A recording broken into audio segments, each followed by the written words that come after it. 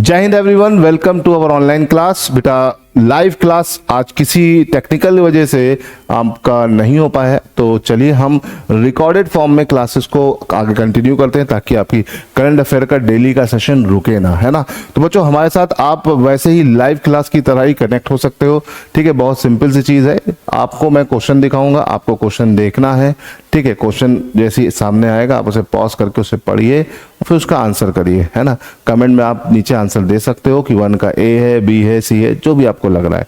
तो ऐसे question number डाल के आप आंसर कर सकते हो, कमेंट कर सकते हो टाइमली, है ना। तो सारे बच्चे इसमें पार्टिसिपेट करें तो आपको एकदम उसी तरह से फील आएगा कि लाइव क्लास ही चल रही है ना। तो चलिए देखिए हम शुरू करते हैं आज के करंट अफेयर्स के सेशन को, ठीक है। बिना डिले के हुए आज है 28, खत्म हो रहा है ऑलमोस्ट। आप एनडीए 2025-2 का लिए बहुत ज़्यादा टाइम वहीं बचा हुआ है। एडमिट कार्ड कभी भी आ सकता है ना। और जो बच्चे अप्रैल के लिए तैयारी कर रहे हैं वो यहाँ पे हमारे साथ जरूर जुड़े, ठीक है। चलो आज का पहला क्वेश्चन है, व्हाट इज सुदर्शन चक्र, ठीक है। आपका पहला क्वेश्चन है, 4 ऑप्शन है बेटा, आप पॉज करके आंसर हमारे साथ कमेंट में आप लगातार दे सकते हो, ठीक है। A military operation, a multi layer network system to protect India, a program to help to develop village of India, a multinational defense exercise। तो भैया ये सुदर्शन चक्र क्या है? तो सुदर्शन चक्र की अगर हम बात करें तो मोदी जी ने 15 अगस्त को इसके बारे में बात किया था। जिस तरह से आपका ईरान के पास या अलग अलग देशों के पास एक प्रोटेक्शन सिस्टम है, एयर प्रोटेक्शन सिस्टम है, उसी तरह से भारत ने भी इस तरह का एक सिस्टम डेवलप करने की बात की है। तो it is a multi layer network system to protect India from different enemy attacks, है ना। एनिमीज के अटैक से बचाने के लिए ये एक नेटवर्क मॉडल है। मोदी जी ने बोला है कि भैया 2025 से 35 के 10 साल के अंतराल में हम इसको डेवलप करेंगे। तो ये भारत ने सुदर्शन चक्र की बात करी है। अब देखते हैं ये कब तक, कैसे और किस तरीके से तैयार होता है ना। चलिए अब आगे बढ़ते हैं बेटा अगले क्वेश्चन की तरफ, ठीक है। अगला क्वेश्चन, रण संवाद। रण संवाद क्या है? रण संवाद एक तरह का डायलॉग है जो कि डिफेंस के अलग अलग जो भी एक्सपर्ट्स हैं और डिफेंस के सारे जितने भी टॉप ऑफिसर्स हैं और हमारे जो डिफेंस मिनिस्टर हैं उनके मतलब वो सब इस संवाद में पार्टिसिपेट किए। राजनाथ सिंह जी से लेकर, ठीक है, आर्मी, नेवी, एयरफोर्स के chief plus chief of defence staff सब लोगों ने इसमें पार्टिसिपेट किया। तो ये रण संवाद कहाँ पर हुआ, ये एक इंपॉर्टेंट क्वेश्चन है, ठीक है। तो ये रण संवाद हुआ मध्य प्रदेश में। कहाँ पर? एमपी, मध्य प्रदेश में। इसे ध्यान रखिएगा बच्चों, ठीक है। एमपी मध्य प्रदेश में रण संवाद हुआ, ठीक। आप देख सकते हैं कि आर्मी के और नेवी के, एयरफोर्स के और चीफ ऑफ डिफेंस स्टाफ सबने इसमें पार्टिसिपेट किया। साथ ही साथ आप हमारे जो डिफेंस मिनिस्टर हैं राजनाथ सिंह, उन्होंने भी पार्टिसिपेट किया। यहाँ पर आर्मी के अलग अलग एक्सपेक्ट्स, नेवी के, एयरफोर्स के बहुत सारे नई नई चीज़ों के बारे में बात हुई है, ठीक है। तो एक तरह का डायलॉग है जिसमें नई चीज़ों को डिस्कस किया जाता है। चलिए, वर्ल्ड लेक डे, ठीक है, बहुत अच्छा सा क्वेश्चन है। World lake day, world lake day celebrated every year on. तो भैया वर्ल्ड लेक डे कब मनाया जाता है हर साल? बहुत ही सिंपल सा क्वेश्चन है कि वर्ल्ड लेक डे कब मनाया जाता है। तो 27 अगस्त, 28 अगस्त, 29 अगस्त की 26 अगस्त। तो ये मनाया जाता है हर साल 27 अगस्त को। लेक की अगर हम बात करें तो लेक बहुत इंपॉर्टेंट वाटर बॉडी होता है ना। और लेक से आपके पेपर में क्वेश्चन बनता है, ठीक है। अगर हम बात करें वर्ल्ड लेवल पर, तो वर्ल्ड लेवल पे पूछा जाता है दुनिया की सबसे बड़ी लेक कौन सी है? तो आपको बेटा आंसर लगाना है कैस्पियन सी। कैस्पियन सी दुनिया की सबसे बड़ी लेक है। और दुनिया की सबसे बड़ी फ्रेश वाटर लेक है सुपीरियर। कौन सी बेटा? सुपीरियर। कैस्पियन सी की अगर हम बात करें तो कैस्पियन सी 5 देशों के साथ अपनी बाउंड्री बनाता है, जिसका नाम है रशिया, अजरबैजान, तुर्कमेनिस्तान, ईरान और कजाकिस्तान। 5 ये देश है। इनको इन शॉर्ट आप प्रतीक के फॉर्म में याद कर सकते हो। सुपीरियर दुनिया की सबसे बड़ी फ्रेश वाटर लेक है। ये सॉल्ट वाटर लेक है, ये फ्रेश है। सबसे बड़ी तो कैस्पियन सी है, लेकिन मान लो कैस्पियन सी ऑप्शन में नहीं आता तो आप सुपीरियर लगा सकते हो, ठीक है। और सुपीरियर यूएस और कनाडा की बाउंड्री पर है। कहां पर है? यूएस और कनाडा की बेटा बाउंड्री पर है, इसे याद रखिएगा, ठीक है। फिर अगर हम बात करते हैं इंडिया की, है ना, तो इंडिया की सबसे बड़ी लेक है आपकी बुल्लर। बुल्लर एक फ्रेश वाटर लेक है जो जेएनके में, जम्मू कश्मीर में पड़ती है। और इंडिया की सबसे बड़ी सॉल्ट वाटर लेक है आपकी चिल्का, इसे याद रखिएगा। चिल्का के अलावा बहुत सारी, चिल्का उड़ीसा में पड़ती है बेटा, याद रखिएगा। चिल्का के अलावा और भी बहुत सारी लेक्स हैं, जैसे आपकी पुलिकत लेक आपकी कहाँ पड़ती है? पुलिकत आंध्र प्रदेश में पड़ती है। कोल्लेरू लेक कहाँ पड़ती है? कोल्लेरू आपकी तमिलनाडु और आंध्र प्रदेश के बॉर्डर पर पड़ती है।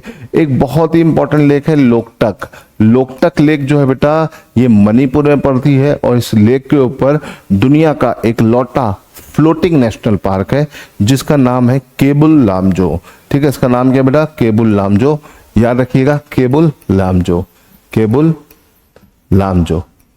लामजो दुनिया का एक लौटा फ्लोटिंग नेशनल पार्क है जो कहां मिलेगा आपको? ये आपको मिलेगा लोकटक लेक पर। ठीक है, तो ये सारी छोटी छोटी चीजें हैं जो पेपर में क्वेश्चन बनाती हैं और इसके लिए आप तैयार रहिए, है ना, क्योंकि आपके पेपर में क्वेश्चन यहां से बन सकते हैं। ठीक, तो आई होप कि आपको ये बात समझ में आ रही होगी बेटा। ठीक, चलो अभी यहां तक समझ में आ गया है तो हम आगे बढ़ते हैं। ठीक है, लेक की अगर हम बात करें तो एक और लेक आती है, लॉन्गेस्ट लेक ऑफ इंडिया, है ना, वेमनाथ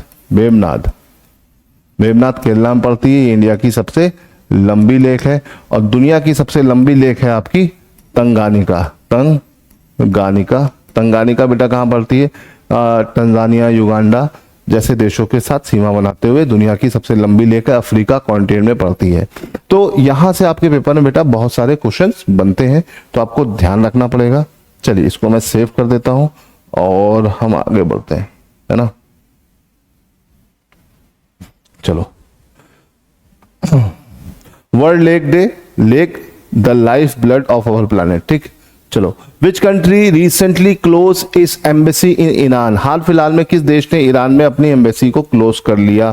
तो ईरान के बहुत सारे अटैक्स और एग्रेशन की वजह से ऑस्ट्रेलिया ने अभी हाल फिलहाल में अपनी एम्बेसी वहां पर खत्म कर दी, बंद कर दी है। ठीक है, छोटे छोटे क्वेश्चन से याद रखिएगा। ठीक है, तो ईरान में ऑस्ट्रेलिया की एम्बेसी अभी क्लोज हो गई है। ठीक है, चलो अभी ये बहुत इंपॉर्टेंट है। Who is the head of NDMA, national disaster management authority? बेटा एनडीएमए की बात करें तो 2005 में ये बनी हुई ऑर्गेनाइजेशन है। एनडीएमए मतलब डिजास्टर से को मैनेज करने के लिए बनी हुई ऑर्गेनाइजेशन है। एनडीएमए नेशनल लेवल पे काम करती है, एसडीएमए स्टेट लेवल पे काम करती है। ठीक है, इसका हेड कौन होता है? Home minister, prime minister, defence minister या प्राइम प्रेसिडेंट ऑफ इंडिया? तो भैया इसको हेड करता है प्राइम मिनिस्टर ऑफ इंडिया। ठीक है, प्राइम मिनिस्टर ऑफ इंडिया इसका हेड होता है। इसी तरह से एसडीएमए की बात करें, स्टेट डिजास्टर मैनेजमेंट अथॉरिटी, तो इसका जो हेड होता है वो सीएम होता है। इसे ध्यान रखिएगा। अब क्योंकि बहुत सारी आपदाएं आ रही है तो ये क्वेश्चंस पेपर में बन सकते हैं, इसे ध्यान रखिएगा, क्योंकि आपदा से रिलेटेड क्वेश्चन बनते हैं। तो इस तरह से आता है कि भैया इसकी एपेक्स बॉडी कौन सी है जो इन सारी चीजों पे काम करती है। ठीक है, तो इसे ध्यान रखिएगा। एनडीएमए का हेड कौन है भाई? Prime minister of India. ठीक, चलिए, chess world cup 2025 held in which state और यूटी ऑफ इंडिया? भैया बहुत इंपॉर्टेंट क्वेश्चन है। चेस वर्ल्ड कप कहाँ हो रहा है भाई? इंडिया में हो रहा है। और इंडिया में कहाँ हो रहा है बेटा? गोवा में हो रहा है ना, गोवा में हो रहा है। ठीक है, गोवा इसको होस्ट कर रहा है। ये दूसरा ऐसा मौका है जब इंडिया चेस वर्ल्ड कप को होस्ट करेगा। ठीक है, चेस में बहुत सारे टैलेंट इंडिया में निकल के आ रहे हैं, तो ये होस्ट करना इंडिया के लिए एक बहुत ही अच्छी बात है। तो अब देखते हैं कि इस वर्ल्ड कप का क्या रहता है मामला। ठीक है, लेकिन इसे ध्यान रखिएगा, चेस वर्ल्ड कप इस बार कहां पर हो रहा है? इंडिया, गोवा में। ठीक है, इसका पूरा टाइम चलेगा 30 अक्टूबर से 27 नवंबर की पूरा टूर्नामेंट है, नॉकआउट टूर्नामेंट है, इसे ध्यान रखिएगा। ठीक, इसको ध्यान रखने की जरूरत है। ठीक, इस तरह के क्वेश्चन पेपर में बनते हैं। ठीक, who won the gold in women's 50 metre rifle, third position podium in Asian game championship? तो भैया एशियन गेम चैंपियनशिप में किसने गोल्ड जीता है 50 मीटर राइफल 3 पोजीशन पोडियम में, है ना? तो उसको जीता है किसने? 4 ऑप्शन आपका, यूजी सिफ्त कौर, योजिन, प्राची गायकवाड़। तो बेटा यहाँ पर गोल्ड जीतने वाली है सिफ्त कौर, है ना, इनका नाम याद रखिएगा। सिफ्त कौर ने गोल्ड जीता है। ये सिफ्त कौर आप देख सकते हैं, नाम ही यूनिक है, तो इसे याद रखिएगा, सिफ्त कौर ने ये गोल्ड जीता है। ये बहुत बड़ी उपलब्धि है, तो इसे ध्यान रखिएगा। महिलाओं की श्रेणी में इनका बड़ा नाम बन चुका है, याद रखिएगा। पूछा जा सकता है कि भैया सिफ्त कौर किस खेल से रिलेटेड है, तो याद रखिएगा आपका शूटिंग। अब आते हैं वर्ल्ड बैडमिंटन चैंपियनशिप टूर्नामेंट। तो भैया world badminton championship tournament held in, है ना, तो भैया वर्ल्ड बैडमिंटन चैंपियनशिप टूर्नामेंट कहां पर हो रहा है? क्योंकि अभी इसका रिजल्ट आया नहीं, तो रिजल्ट आएगा तो हमें उसको विनर को याद रखना पड़ेगा। अभी टूर्नामेंट कहाँ हो रहा है ये क्वेश्चन बन सकता है, कजाकिस्तान, इंडिया, फ्रांस, चाइना। तो बेटा अगर हम बात करें तो ये टूर्नामेंट हो रहा है आपका कहाँ पर, फ्रांस में, ठीक है, इसे याद रखिएगा। फ्रांस में कहाँ, पेरिस में। पेरिस में टूर्नामेंट लाइव है, इसे ध्यान रखिएगा। पेरिस फ्रांस में ये टूर्नामेंट हो रहा है, ठीक है बेटा, इसे ध्यान रखिएगा। ठीक, चलिए आगे बढ़ते हैं। SCO, Shanghai cooperation organisation. Shanghai cooperation organisation की अगर हम बात करते हैं तो शंघाई कोऑपरेशन ऑर्गेनाइजेशन की 2025 की मीटिंग कहां पर होने वाली है? तो भैया 2025 की जो मीटिंग है वो कहां होगी? इंडिया, चाइना, रशिया या कजाकिस्तान। तो कहां पर होगी इस बार की मीटिंग? चाइना में। तियानजिन, तियानजिन जो जगह है यहां पर ये इस बार की मीटिंग होगी चाइना में। तियानजिन, तियानजिन याद रखिएगा, तियानजिन चाइना में एक जगह है जहां पर इस बार एससीओ की मीटिंग होगी। शंघाई कोऑपरेशन ऑर्गेनाइजेशन की अगर हम बात करें, शंघाई कोऑपरेशन ऑर्गेनाइजेशन की बेटा अगर हम बात करें तो स्टार्टिंग इसकी कहां से हुई थी? शंघाई 5 के नाम से, है ना। लेटर ऑन 2001 में ये शंघाई कोऑपरेशन ऑर्गेनाइजेशन बन गया। और आज के टाइम में देखा जाए तो स्टार्टिंग में इसमें आपके 6 मेंबर थे, फिर इंडिया और पाकिस्तान जुड़ा, फिर ईरान जुड़ा, फिर कुल मिला के आज के टाइम में इसमें 10 मेंबर हैं। कितने मेंबर हैं? 10 मेंबर हैं, ठीक है, इसे याद रखिएगा। इसमें 10 मेंबर्स हैं एससीओ में, ठीक है। और एससीओ की मीटिंग शुरू होने वाली है नेक्स्ट वीक में, तो ये बहुत इंपॉर्टेंट है। और ये मीटिंग कहाँ हो रही है? चाइना में, तो इसे ध्यान रखने की जरूरत है, ठीक है। जितना आप ध्यान रखोगे आपके लिए उतना बढ़िया रहेगा, ठीक। चलो एससीओ की अगर हम बात करें तो एससीओ में हमारे मोदी जी जा रहे हैं, है ना।